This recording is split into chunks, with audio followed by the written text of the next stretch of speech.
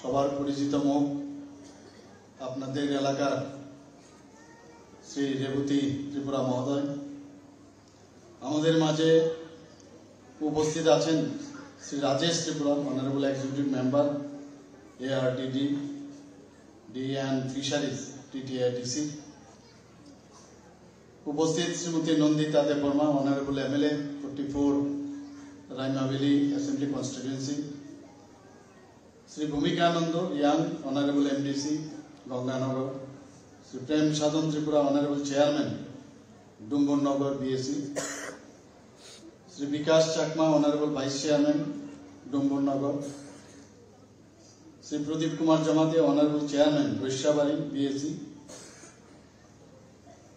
Shri Kasharanjan Tripura, honourable vice chairman Baishyabari BSc, Shri আমাদের মাঝে উপস্থিত আছেন আমাদের সেক্রেটারি মহোদয় ICA ডিপার্টমেন্টের শ্রী PK চক্রবর্তী মহোদয়। তাছাড়া আমাদের মাঝে মঞ্চে উপস্থিত আছেন Shri Saju Wahed ADM and collector, যিনি ওনার স্বাগত ভাষণ এখানে রেখেছেন, শ্রী অবিনাশ রায় SP ধলাই ত্রিপুরা, এবং বিভিন্ন স্তরের যারা জনপ্রতিনিধিরা এখানে উপস্থিত আছেন, যারা লাইন ডিপার্টমেন্টের সরকারি ডিপার্টমেন্টের যারা কর্মকর্তাগণ আছেন, এবং জাতি জনজাতি অংশের যারা এখানে মা বোনেরা ভাইয়েরা যারা এখানে উপস্থিত আছেন, সাংবাদিক বন্ধুরা, সবাইকে আমি হার্দিক অভিনন্দন ও শুভেচ্ছা জানাচ্ছি। অত্যন্ত ভালো লাগছে এখানে। এর আগেও আমি গন্ডা তুষাতে এসেছিলাম। আমাদের এই সরকার আসার পর আমরা নামও পরিবর্তন করেছি। এখন গন্ডা তুইসা আমাদের মুখেও চলে আসছে। গন্ডা ছড়ার বলি না, গন্ডা তুইসাই। বড় মোড়া পাহাড়ের নামও হাতাই কতর আমরা রেখেছি। এরকম আমাদের সরকার চায় যে আমাদের যাতে জনজাতিদের যে সেন্টিমেন্ট, সেটাকে আমরা চাই যে তাকে সম্মান করা। একটু আগে আজকে সকালে আমি এবং আমার মাননীয় মন্ত্রী মহোদয় সেখানে উপস্থিত ছিলেন, সেক্রেটারি মহোদয় উপস্থিত ছিলেন। আজকে মহারাজা বীর বিক্রম কিশোর মাণিক্য বাহাদুরের যে মর্মর মূর্তি আমরা সেখানে আজকে উদ্বোধন করে এসেছি। ওখান থেকে আমাদের এখান থেকে বিভিন্ন কর্নার থেকে বলা হচ্ছিল, মাননীয় প্রধানমন্ত্রীজি যখন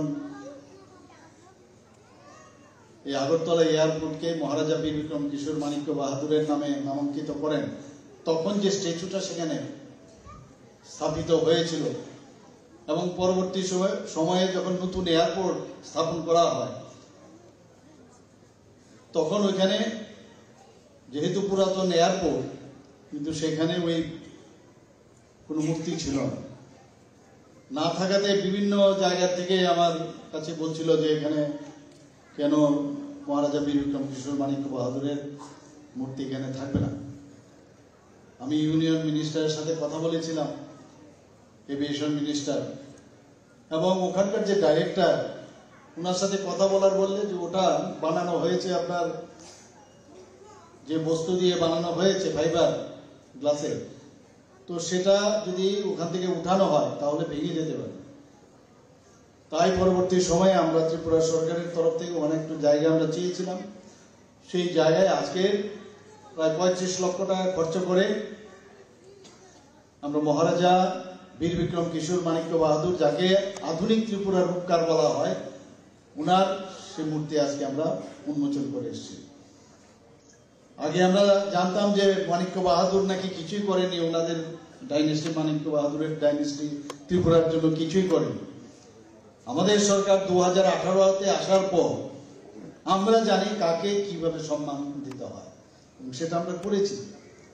আজকের দিনেও সেটা আমরা করছি বিভিন্ন জায়গায়। আমার বাড়ির সামনে একটা মানে কামানচমনির পাশে একটা আইল্যান্ড ছিল, সেই আইল্যান্ড তার নাম গোত্রহীন সে আইল্যান্ড ছিল। সারা আগরতলা শহরে এই বীর বিক্রম কিশোর মাণিক্য বাহাদুরের যে কাজ আমরা সবসময় ছোটবেলা থেকে দেখে এসেছি। তো সেটাকে সম্মান দিতে গিয়ে যেহেতু সুযোগ এসছে, আপনারা নিশ্চয়ই এখন আগরতলায় গেলে দেখতে পাবেন উনার নামে, ওনার সেখানেও আমরা মর্মমূর্তি আমরা প্রতিষ্ঠিত করেছি, এবং বেশ সুন্দর সেটা। এবং আপনারা শুনে নিশ্চয়ই অনেকে জানেন বা হয়তো অনেকে জানেন না যে 0 পয়েন্ট মানে আজকে গন্ডা তুইসা কদ্দুর দূর শুরু হবে কিন্তু ওই পয়েন্ট থেকে। সেটাও আমরা দেখেছি ছোটবেলায়, ওই যে মাইল ফলকটা তখন মাইল হিসাবে বলা হতো, কিলোমিটার হতো না, সেটা আস্তে আস্তে করে মাটির নিচে চলে গেল। সেটাকে তোলার ব্যবস্থা করে ওখান থেকে এখন মানে 0 পয়েন্ট কোথায় কোত্থেকে শুরু হয়েছে 50 কিলোমিটার যদি বলি, কোত্থেকে আগরতলা থেকে আপনার উদয়পুর, তাহলে কোথার থেকে শুরু সেটাই আমরা জানতাম। তো সেটাকে আবার আমরা পুনরুদ্ধার করলাম। অর্থাৎ মাননীয় প্রধানমন্ত্রী নরেন্দ্র মোদীজি বারবার বলছেন যে আমরা আমাদের পরম্পরা এবং আমাদের সংস্কৃতি, আমাদের ঐতিহ্য, আমাদের ইতিহাস কোনো সময় ভোলা উচিত না। এই কাজটা কিন্তু এই ডাবল ইঞ্জিনের সরকার যে বলে, সত্যিই আমরা কিন্তু সেই দিকে আমরা সেই মার্গদর্শনে আমরা কাজ করছি। আজকে এখানে চারটা, এখানে তো এই হলটা দেখে আমি অত্যন্ত ভালো লাগলো। আমাকে রেবতীবাবু বলছিলেন যে একটু কাজের একটু কম হয়েছে, খামতি আছে। আমি বললাম এই সরকারের কোনো খামতি টামতি হবে না, যে কোনো খামতি থাকবে সেটাকে আমরা নিশ্চয়ই সেটাকে দেখবো এবং সেটাকে আমরা ঠিক করবো। কারণ আগের যে বাজেট ছিল তার থেকে হয়তো বা বেশি বেড়ে গেছে, নিশ্চয়ই সেটা আমরা দেখবো। এবং খুব ভালো লাগলো এখানে আমাদের এমএলএ ম্যাডাম বলছিলেন যে এখানে প্রায় 750 মতো সিটিং। তো এরকম গন্ডা তৈসের একটা প্রত্যন্ত অঞ্চল বলা হচ্ছে, এখানে এত বড় একটা হল হয়েছে, তো আগামী দিন বোধ হয় এটাও কম হয়ে যাবে, আরো বেশিও লাগতে পারে, হবে। কারণ ডেভেলপমেন্ট, প্রধানমন্ত্রী নরেন্দ্র মোদী যে মানে ডেভেলপমেন্ট, ডেভেলপমেন্ট ছাড়া কোনো কথা হবে না, খালি ডেভেলপমেন্ট ডেভেলপমেন্ট। এবং উনি গ্যারান্টি দেন, আপনারা নিশ্চয়ই এখানে ওনার গ্যারান্টির গাড়ি আপনারা দেখেছেন। গ্যারান্টির গাড়ির অর্থ কি, যেসব বেনিফিশিয়ারি স্কিম জাতি জনজাতি প্রত্যন্ত অঞ্চলের সমস্ত যারা লোক তাদের কাছে পৌঁছানোর কারণেই কিন্তু এই গ্যারান্টির গাড়ি উনি শুরু করেছেন। শুধু ত্রিপুরাতে নয়, সারা ভারতবর্ষে আমাদের এখানে প্রায় 16টার মতো সেই গ্যারান্টির এলসিডি যুক্ত গাড়ি এখানে এসছে, আপনাদের এখানেও ঘুরেছে এবং মেলা করে অ্যাওয়ারনেস করে সবাই নিশ্চয়ই তার বেনিফিট পেয়েছেন। এর আগেও আমাদের ত্রিপুরা সরকার কিন্তু উনার জন্মদিনে, আমাদের এখানে জন্মদিনে প্রধানমন্ত্রীজি কিন্তু কেক কাটেন না, উনি কিন্তু কেক কাটেন না বা উনার সেলিব্রেট করে না। আমরা কি করলাম সেই দিশায়, আমরা কি করেছি, উনার জন্মদিনে 2022-এর 17ই সেপ্টেম্বর আমরা প্রতি ঘরে সুশাসন ত্রিপুরা সরকার থেকে শুরু করলাম।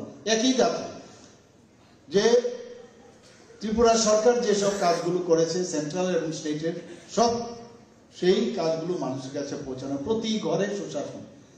মাননীয় প্রধানমন্ত্রীজি যখন বিকশিত ভারত সংকল্প যাত্রা শুরু করলো, তখন আমরাও কিন্তু আবার 2.0 মানে দ্বিতীয় বর্ষে আমরাও শুরু করলাম এবং খুব ভালোভাবে কাজ হয়েছে। সমস্ত ডাটা আমরা নিয়েছি, দেখলাম সমস্ত জায়গায় যে বেনিফিশিয়ারি, অনেকের মেইন উদ্দেশ্য হচ্ছে এই স্কিমে, এই যে যাত্রা অভিযান, সেটা হচ্ছে অনেকে এই সম্পর্কে সম্যক ধারণা নাই, সেই ধারণাটা মানুষের কাছে পৌঁছে। মানুষের বেনিফিশিয়ারি বিশেষ, কারোর জল নেই জল দেব, কারোর ঘর নেই ঘর দেব, কারোর গ্যাস কানেকশন নেই গ্যাস দেব, কারোর টয়লেট নেই শৌচাগার নেই শৌচাগার দেব, কারোর বিজলি নেই বিজলি পৌঁছিয়ে দেব। এর মধ্যে কিসের রাজনীতি? আমাদের রাজনীতি করার প্রয়োজন নাই। মাননীয় প্রধানমন্ত্রী বারবার বলছেন যে রাজনীতির জন্য রাজনীতির প্রয়োজন নেই, মানুষের কাজ যদি করা যায়, মানুষের যে মৌলিক অধিকার সেগুলো যদি আমরা পৌঁছাতে পারি, তাহলে এটাই রাজনীতি। মানুষের আর কিচ্ছু লাগে না, কারণ তার রাইটস, মানুষের অধিকার সেগুলো তাদের কাছে ফিরিয়ে দেওয়া। আমাদের এখানে যারা জনপ্রতিনিধিরা আছেন, যে যে স্তরেরই থাকুক, তার কাজ হচ্ছে যে you are the representative of all our people, এবং সেটা ওনাদের কাছে ফিরিয়ে দেওয়া। এখানে আইএস করার কোনো সুবিধা নেই যে আমি মুখ্যমন্ত্রী হয়েছি, আমি নেতা হয়েছি, আমি ঘরে বসে আইএস করব, পজিশনের আমি তার ব্যবহার করব, এই সুবিধা নেই। অন্ততকে এই গভর্নমেন্টের পক্ষে তো সম্ভব নয়। আর প্রধানমন্ত্রী যে বারবার বলছেন मैं চৌকিদার হুঁ, অর্থাৎ আমি চৌকিদার, কে কোথায়, ট্রান্সপারেন্সির সরকার। আগে আমরা দেখতাম স্ক্যামের সরকার, রাজনীতি করেই এবং সরকারের বসার মেইন উদ্দেশ্যই হচ্ছে খালি স্ক্যাম করার জন্য। কোথায় মাননীয় প্রধানমন্ত্রী যে আসার পর কোথাও তো স্ক্যামের গন্ধ আমরা দেখতে পাচ্ছি না। ত্রিপুরা সরকারেরও সেই সুবিধা নেই, কারণ উনি যে মার্গদর্শন দেখান সেইভাবে আমাদের চলতে হয়, এবং তবেই মানুষের বিশ্বাস আশ্বাস এবং আশা আকাঙ্ক্ষার আমরা পূরণ করতে পারবো। আমরা সেই দিশায় কাজ করছি। আমার খুব ভালো লাগে যখন আমরা একসাথে আজকে আপনার এর মধ্যে আপনারা দেখেছেন আমাদের ভারতীয় জনতা পার্টি এবং আইপিএফটি সরকার আমরা একসাথে কাজ করেছি। এখন আমাদের সাথে ত্রিপুরা এবং পপুলারলি নন এজ মথা, তারাও আমাদের সাথে আমাদের এই মিনিস্ট্রিতে যোগদান করেছে। তা আজকে আমরা জাতি জনজাতি এবং সবাই মিলে একাকার হয়ে এক ত্রিপুরা শ্রেষ্ঠ ত্রিপুরার যে আমরা কথা বলি, এক ভারত শ্রেষ্ঠ ভারত, সেই দিশেই কিন্তু আমরা যাচ্ছি এবং সেটা হবে। এখন অনেকে মাঝে মাঝে আমি দেখছি আজকে 2-3 দিন ধরে অনেকে ঠিক they are not in their mind, they lost their thoughts, বলছে যে মানে বিজেপির নাকি এমুক টিম তেমুক টিম ইত্যাদি বলছে। আরে তুমি যখন ওনাদের সাথে কথা বলছিলে বা অন্যদের সাথে কথা বলো তখন এই কথাটা মনে হয়নি? আজকে ওই যে একটা আমি নামটা নাই বললাম, সেই মানে জিপটা যে নাকি লাফাচ্ছিল, আপনারা গল্পটা নিশ্চয়ই জানেন, আঙ্গুরের জন্য। আঙ্গুরের যখন না পেলো তখন বললে যে আঙ্গুর ফল টক, এর জন্য আমি পাইনি, নাগাল পাইনি। তা আজকে আমরা যখন কারোর সাথে কথা বলি তখন ওদের সমস্যা হয়। আমরা অ্যাকচুয়ালি ডেভেলপমেন্টের মানুষকে নিয়ে একসাথে সবকা সাথ সবকা বিকাশ বিশ্বাস আর তার প্রয়াস প্রধানমন্ত্রী যে বলেন সেই দিশায় আমরা কাজ করছি। আপনি ভাবুন তো, যদি আমাদের মধ্যে বিভেদ না থাকে, আমরা যদি একসাথে কাজ করি, কত ভালো লাগবে। যে কোনো জায়গায় যাবেন শান্তিতে সেখানে যেতে পারবেন, নিরাপদে সেখানে যেতে পারবেন। আর ডেভেলপমেন্ট তখনই সম্ভব হবে। আজকে এখানে যে ডেভেলপমেন্টের যে হলো, এছাড়াও আরো অনেক ডেভেলপমেন্ট আছে। এখানে সাব ডিভিশনাল হসপিটাল 18 কোটি টাকা, সেটারও স্যাংশন হয়েছে, এখানে হবে, যেটার কথা বলা হয়েছে। 10 বেডেড পিএসসি এট রৈশাবাড়িতে, তার জন্য 5.96 করোড় রাখা হয়েছে। শুধু তাই নয়, রেট্রোফিটিং এর জন্য সাব ডিভিশনাল যে হসপিটাল আছে তার জন্য প্রায় 4.00 করোড় রাখা হয়েছে। কাজেই আমরা আন্দোলন করতে হয় না আমাদের এখানে, কারণ উই আর ভেরি সেন্সিটিভ। আমরা মানুষকে চাই যে মানে বুঝতে পারি যে কি সমস্যা হয়।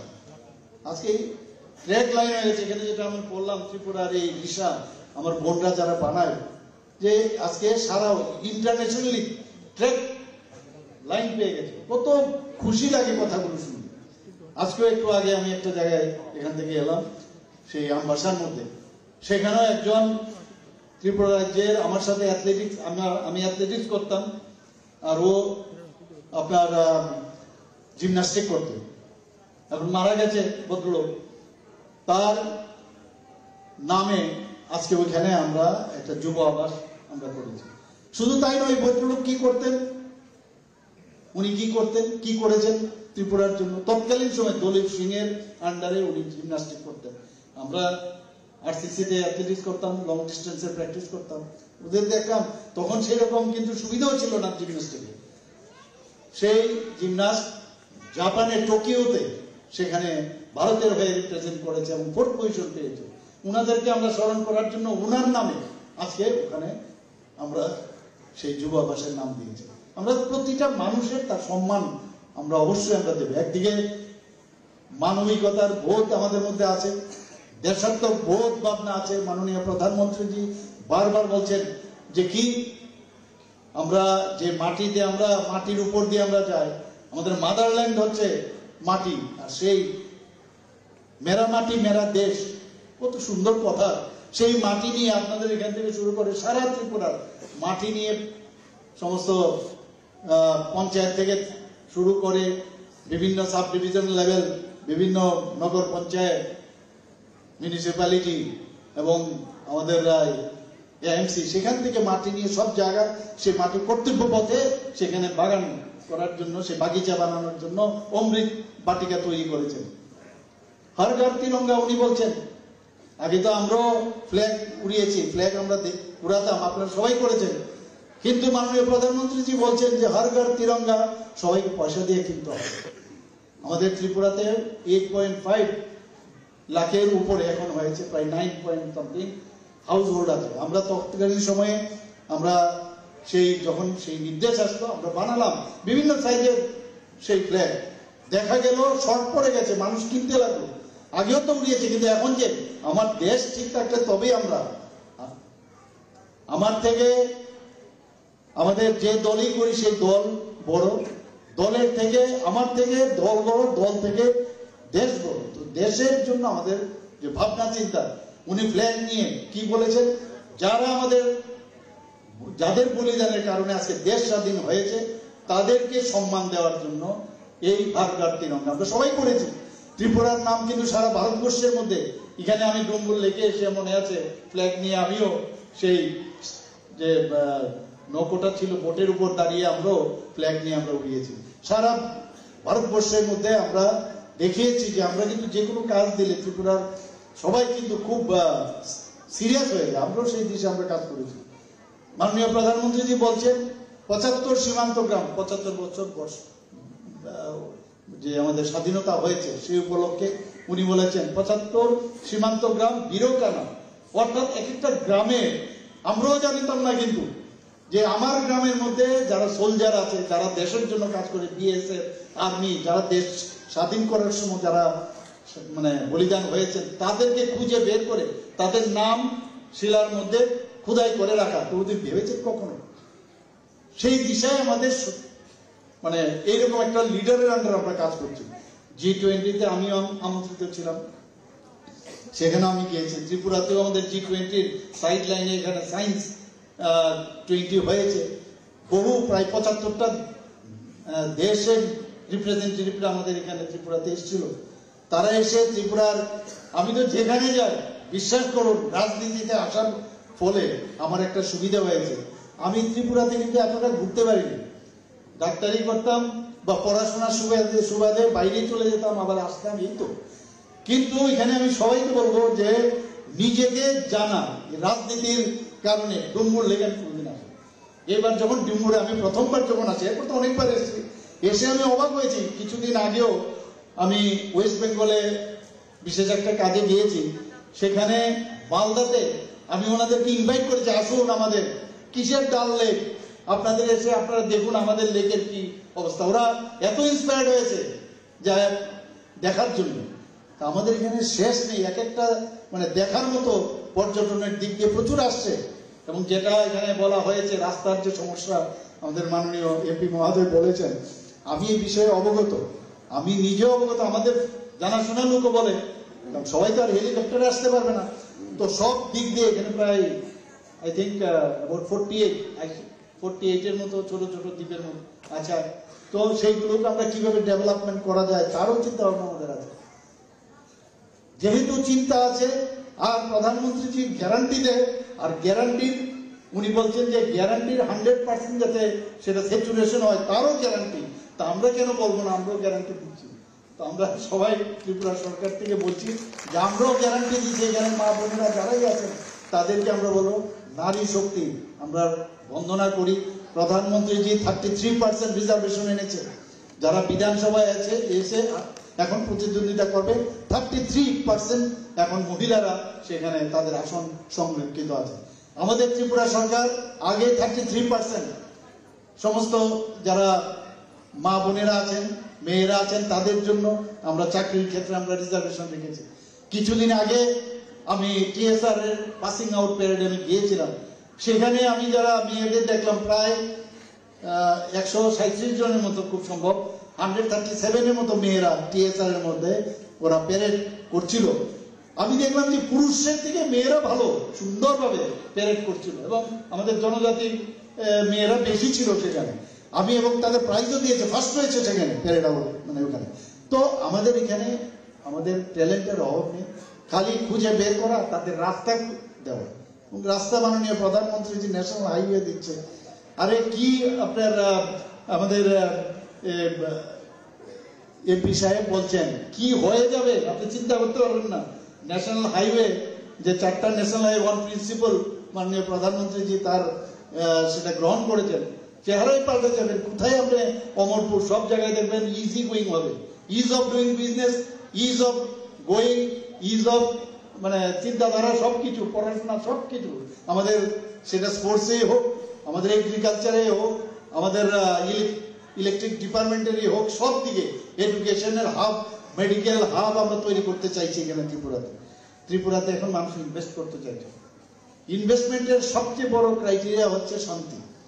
যখন এখন ত্রিপুরাতে কেন মানুষ আসতে চাইছে যে না ত্রিপুরার মধ্যে আমি বারবার এবারও মাননীয় প্রধানমন্ত্রীজি যখন সারা ভারতবর্ষের সমস্ত যারা আমাদের এনডিএ যারা মুখ্যমন্ত্রীরা ছিলেন এবং আমাদের বিজেপির যারা মুখ্যমন্ত্রীরা ছিলেন বৈঠক করেছেন, সেখানে আমাদের কার্যকারিণীর বৈঠকে পরে আমি সেখানে বলেছি যে ত্রিপুরাতে এখন যে আমাদের ত্রিপুরার যে আইন শৃঙ্খলা ল অ্যান্ড অর্ডার নিচের দিক থেকে 28টা রাজ্যের মধ্যে আমাদের 5ম স্থানে আমরা আছি। এই কথাটা আমার বলতে কত বলতে কত গর্ববোধ করছিলাম। প্রধানমন্ত্রীজি এবং সমস্ত মুখ্যমন্ত্রীরা সেইগুলো শুনছিল। আমি বলছিলাম এখানে ত্রিপুরাতে অল আর সেটেল, সবকিছু সুন্দর, সেখানে ডেভেলপমেন্ট থেকে এই কথাগুলো সাধারণ মানুষ জানে বলে প্রচুর ইনভেস্টার আছে। যেখানেই যায়, রাজস্থানেও কিছুদিন আগে গেতাম, সেখানে লোক বলছে যে আমরা এখানে আসতে চাই, 50-60 জন যারা ইনভেস্টার আছে কথা বলছে। এখানেও রাউন্ড টেবিল ইনভেস্টারদের সাথে আমরা কথা বলেছি G20 সময়। তাছাড়াও আমরা বোম্বেতে, তারপর ব্যাঙ্গালোর, বিভিন্ন জায়গায় আমরা বিভিন্ন ইনভেস্টারদের তাদের আসার জন্য এখানে মানুষ আসছে।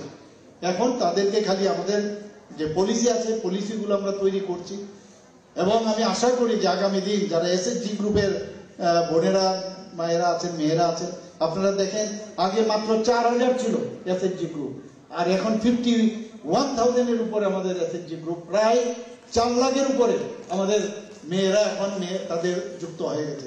এবং বিভিন্ন ব্যাংকের মাধ্যমে ওনাদেরকে যে সাহায্য করা হচ্ছে, রিভলভিং ফান্ড দেওয়া হচ্ছে, আর্থসামাজিক উন্নয়ন, আমাদের 50%-এর মতো আমাদের মেয়েরা আছে আমাদের সমাজে, তাদের যদি উন্নয়ন হয় সেটার দিকে যদি আমরা জোর দিই তাহলেই দেখবেন সমাজও উন্নয়ন উন্নতির দিকে যাবে, আমাদের রাজ্য উন্নতির দিকে যাবে, দেশ উন্নতির দিকে যাবে। আজকে ভারতবর্ষ একটা শক্তিশালী দেশ। প্রধানমন্ত্রীজিকে যেটা আমি বলছিলাম, G20-র সময় প্রধানমন্ত্রীজিকে সবাই সেলুট করছিল। আমরা দেখেছি অনেক জায়গার মধ্যে যখন যায়, যেখানে ওদের এই ধরনের সিস্টেমই নেই, প্রধানমন্ত্রীজির পায়ে ধরে নমস্কার করছিল। কেউ বলছে মিস্টার বস, এরকম করে সম্বোধন করে মাননীয় প্রধানমন্ত্রীজি। এখন আমাদের আগে ছিল ফ্রেজাইল অর্থনৈতিক দিক দিয়ে ভারতবর্ষের অবস্থা, এখন স্টেডি অর্থনৈতিক দিক দিয়ে এখন ফিট পজিশনে চলে এসছে ভারতবর্ষ। এবং আগামী কয়েকদিনের মধ্যে আপনারা দেখবেন 3য় স্থানে চলে আসবে এই ভারতবর্ষ। সবাই তাকিয়ে আছে কিভাবে এই মাননীয় প্রধানমন্ত্রীজি দেশ চালাচ্ছেন। স্বাস্থ্যের বিষয়ে যদি বলি, আপনারা দেখেছেন মাননীয় প্রধানমন্ত্রী জন আরোগ্য যোজনা, আমাদের ত্রিপুরাতে টার্গেট ছিল 13 লক্ষ, 100% আমাদের হয়ে গেল। আমার এখানে প্রতি বুধবারে আমি যখন আগরতলায় থাকি, বসি আমি, মানুষ আসে বিভিন্ন সমস্যা নিয়ে, বেশিরভাগই আমরা দেখলাম 90%-ই বলা যায় যে এই হেলথ সমস্যা নিয়ে আমাদের কাছে যখন আমার কাছে আসে, তো আমার মুখ্যমন্ত্রীর ত্রাণ তহবিল থেকে চেষ্টা করি ওনাদেরকে সাহায্য করার জন্য, বা আমার থাসপের মাধ্যমেই হোক বা অন্যান্য যেসব লাইন ডিপার্টমেন্টের মাধ্যমেই হোক চেষ্টা করি। কিন্তু আমি যখন দেখলাম যে এতে তো সমস্যার সমাধান হবে না, তো সমস্যা এই গভর্নমেন্টের নামই হচ্ছে সমস্যা জিয়ে রেখে এই গভর্নমেন্ট চলতে চায় না, সমস্যার সমাধান করে এই সরকার চলতে চায়। তাই যেরকম কথা তাই কথা আমরা কার্যকরী করলাম। মাননীয় অর্থমন্ত্রীর সাথে আমি কথা বললাম, সেখানে আমরা মুখ্যমন্ত্রীর জন আরোগ্য যোজনা নামে একটা স্কিম আমরা শুরু করেছি, তার ইনোগ্রেশন হয়ে গেছে এবং 5 লাখ করে প্রতি পরিবারে, বয়সের কোনো বিষয় নাই। এবং একই ধাঁচে মাননীয় প্রধানমন্ত্রীজির যে আয়ুষ্মান কার্ড, সেই ধাঁচে খালি কার্ডের চেহারাটা পাল্টাবে। অলরেডি শুরু হয়ে গেছে, আপনারা শুনেন, এখানে যারা আছেন including me and us all, সবাই কিন্তু এই যে একটা ভারতবর্ষের আর কোনো স্টেটে আছে কিনা আমার জানা নেই, তবে আমি কোনো বার রাখিনি, প্রায় 4.15 লাখ যারা হাউস হোল্ড আছে তারা সবাই কাভারেজে আসবে। আমার কাছে গতকাল পর্যন্ত খবর দিল প্রায় 2 লাখের মতো অলরেডি রেজিস্ট্রেশন হয়েছে অনলাইনেও। এই মুখ্যমন্ত্রী জন আরোগ্য যোজনার কার্ড আপনি বানাতে পারেন। তো আমরা চেষ্টা করছি মানুষের স্বাস্থ্য ব্যবস্থা, আগে কথায় কথায় মানুষ বাইরে চলে যেত, এখন বাইরে যাওয়ার সুযোগ নেই, চেষ্টা করছি। আর ডাক্তারদের উপর এখানকার যে ইনফ্রাস্ট্রাকচারের উপর আমরা খুব জোর দিয়েছি, আজকেও যে প্রকল্পগুলো ইনফ্রাস্ট্রাকচারেরই একটা বিশেষত্ব। এবং এখানে প্রায় 9টা নতুন আমরা সুপার স্পেশালিটি স্টার্ট করেছি, ডাক্তারদের প্রমোশন দিয়েছি। আমরা ডিস্ট্রিক্ট হসপিটালগুলো যাতে শক্তিশালী হয়, বিভিন্ন জায়গায় এখানে আমার সাথে কার্ডিয়াক কেয়ার আমরা এখানে শুরু করেছি। এত সুন্দর ব্যবস্থা, আমি নিজে যখন ওপেন করতে এলাম, আমাদের প্রায় 5টা ডিস্ট্রিক্টে অলরেডি ট্রমা সেন্টার আমরা শুরু করে দিয়েছি। ইচ্ছে আছে সমস্ত ডিস্ট্রিক্টগুলোর মধ্যে ট্রমা সেন্টার হোক। তো আমরা চাই যে সমস্ত মানুষ স্বাস্থ্যের জন্য যেন চিন্তা না করে। তো আমি আর বিশেষ কিছু বলছি না। এখান থেকে আবার যেতে হবে উদয়পুর, সেখানে শান্তির বাজারে যাবো, আরো 2টো জায়গায় যেতে হবে। আমি আপনাদের এখানে উপস্থিত থেকে আমাকে এখানে বলা হলো আসার জন্য আমি অত্যন্ত আনন্দিত এখানে আসার পরে। এবং এখানে রাইমা সাইমা যে কলাক্ষেত্র, এখানে আজকে ইনোগ্রেশন হলো ফিজিক্যালি, এখান থেকে ভার্চুয়ালি অন্যান্য যেসব প্রকল্পগুলো এখানে আমরা উদ্বোধন করলাম। সবাই এখানে যারা আছেন শুধু একটু বিশ্বাস রাখুন এই সরকারের উপরে। প্রধানমন্ত্রীজি একটা আস্থার বিষয়, প্রধানমন্ত্রীজি মানে একটা আস্থা। আমরা রাম রাজত্বর কথা আমরা শুনেছি, রাম রাজত্ব অর্থাৎ রামের সময় নাকি মানে আমরা জানি যে মানুষের কোনো সমস্যা থাকলে সমাধান হতো, আইনের শাসন ছিল, সেই আইনের শাসন আমরা প্রতিষ্ঠিত করতে চাই। এখানে আবার সবাইকে হার্দিক অভিনন্দন শুভেচ্ছা জানিয়ে আমি আমার বক্তব্য শেষ করছি। নমস্কার সবাই।